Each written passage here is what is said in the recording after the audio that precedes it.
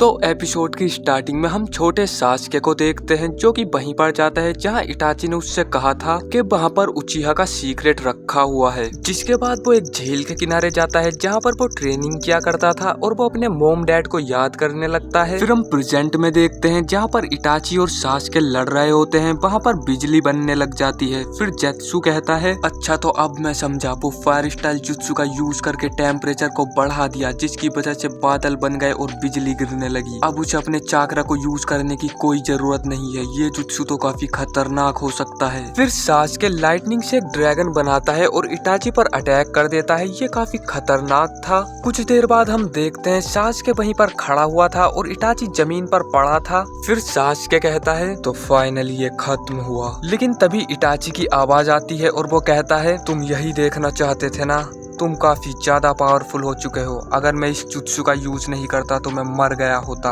और हम देखते हैं उसके अंदर से एक रेड कलर का चाकरा निकल रहा होता है। फिर इटाची कहता है अब मैं तुम्हें एक और जुत्सु दिखाऊंगा, मेरा सुसानो, अगर तुम्हारे पास कुछ बचा है तो अभी टाइम है। तभी सास्के को बहुत तेज दर्द होने लगता है और उसके अंदर से काफी सारे स्नेक निकलने लगते हैं। ये देखकर जेत्सु कहता है लगता है सास्के का चाकरा अब खत्म हो चुका है, इसलिए ओरोचिमारू का चाकरा उसमें से बाहर आने लगा जो उसे ओरोचिमारू को एब्सॉर्ब करके मिला था। जिसके बाद वो सभी सांप इटाची पर अटैक करने लगते हैं, लेकिन इटाची उन सबको पकड़ पकड़ कर मार रहा था। तभी एक स्नेक के अंदर से कुछ बाहर आने लगता है। इटाची ये देखकर कहता है अच्छा तो फाइनली वो बाहर आ ही गया। फिर हम देखते हैं उस सांप के अंदर से ओरोचिमारू निकलता है और वो अपने मुंह से एक स्वॉर्ड निकाल कर कहता है मैं इसी का इंतजार कर रहा था और अब मैं इसका शरीर ले लूंगा। लेकिन इटाची उसे अपनी स्वॉर्ड से एब्सॉर्ब करने लग जाता है और वो फिर से सील हो जाता है। फिर जेत्सु ये देखकर कहता है ये तो टोत्सु का ब्लेड है, इसे सीलिंग करने के लिए यूज किया जाता है। ओरोचिमारू ने इसे बहुत ढूंढा लेकिन ये उसे कहीं नहीं मिला। फिर हम देखते हैं ओरोचिमारू सास्के से बाहर निकल जाता है और एक छोटे से स्नेक में बदल जाता है और वो वहाँ से भाग जाता है। उधर हम देखते हैं इटाची की हालत काफी ज्यादा खराब हो चुकी थी क्योंकि सुसानो एक बहुत ही खतरनाक जुत्सु है और इटाची का सुसानो भी धीरे धीरे गायब हो रहा था। ये देखकर सास्के उस पर कुनाई से अटैक करने लगता है, लेकिन इटाची धीरे धीरे उसकी तरफ बढ़ रहा था। इटाची की हालत एकदम मरने जैसी हो गई थी, लेकिन वो फिर भी सास्के की तरफ बढ़े जा रहा था। फिर जेत्सु कहता है वो सास्के के सारे अटैक अपने सुसानो से रोक लेता है,